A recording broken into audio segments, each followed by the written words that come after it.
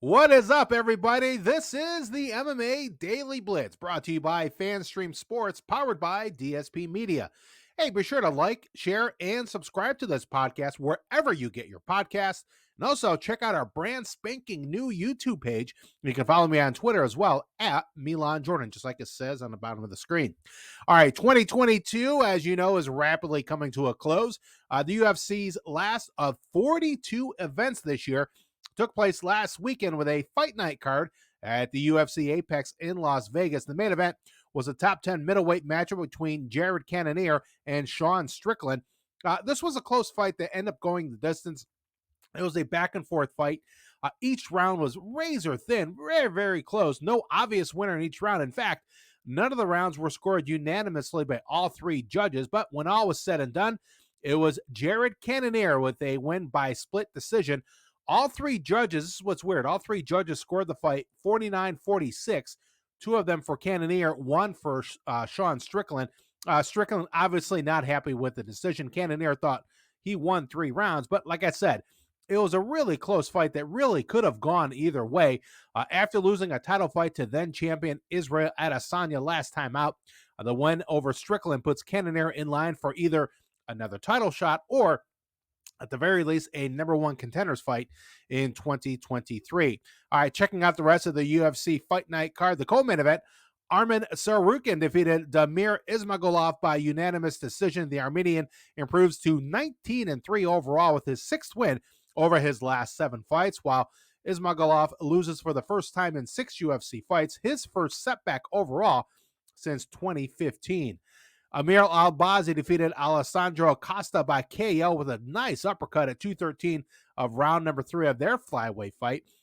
Alex Bruce Leroy Caceres got back on a winning track by beating Julian Erosa with a beautiful left high kick TKO win in round number 1 of their fight. Bruce Leroy, Alex Caceres, went in with a left-hand punch that didn't connect, and his forward momentum, even though he was moving forward, was able to maintain his balance, something that he's been working on for years, and was able to land a picture-perfect left high kick right to the temple of Julian Erosa.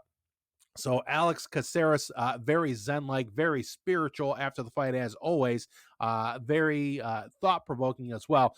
Alex Caceres, again, a highlight reel left high kick to win in round number 1 of his fight over Julian Erosa. Speaking of highlight reel endings, Drew Dober, he beat Bobby Green with a beautiful left-handed knockout in round number 2 of their fight. Bobby Green was winning the fight up until that point, really controlling things throughout.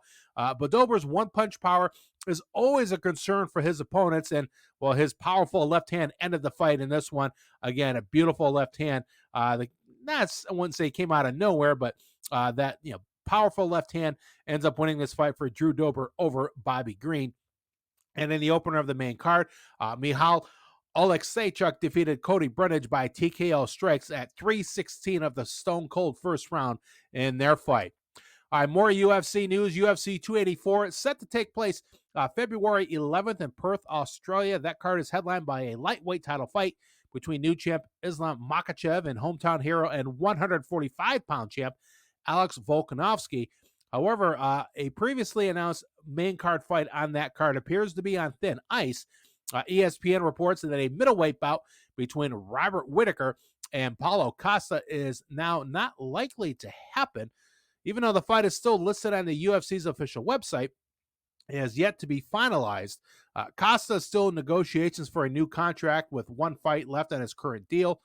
He has not agreed to face Whittaker at UFC 284 because he feels the UFC has not yet met his financial terms. Meanwhile, Whittaker's coach acknowledged that there is a great possibility that Whittaker and Costa won't take place at UFC 284.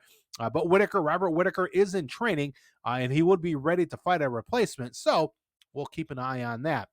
All right, there is one more MMA fight card in 2022. It's a big cross-promotion card. Love seeing this happen. 5 Bellator fighters taking on 5 Rizin fighters on New Year's Eve at the world-famous Saitama Super Arena in Japan. It's headlined by AJ McKee taking on Roberto de Souza, and Patricio Pitbull goes against Kleber Koike Herbst.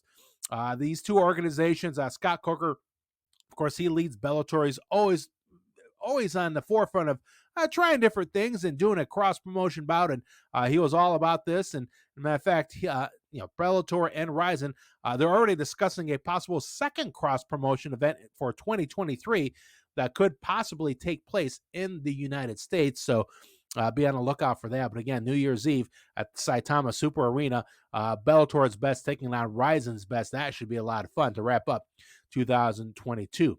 All right, folks. Well, that's it for the MMA Daily Blitz. This time of year is generally a slow time in the world of mixed martial arts. The UFC is off until January 14th with a fight night card in Vegas. That same weekend that One Fighting Championship returns with their first One on Prime Video card of the new year. After this Ryzen card on New Year's Eve, Bellator is off until early February. Of course, the PFL is off until spring 2023. No announcements yet. Their 2023 season as to when exactly that will begin and how it's going to shape up. So, barring any major news, I won't talk to you again until next year.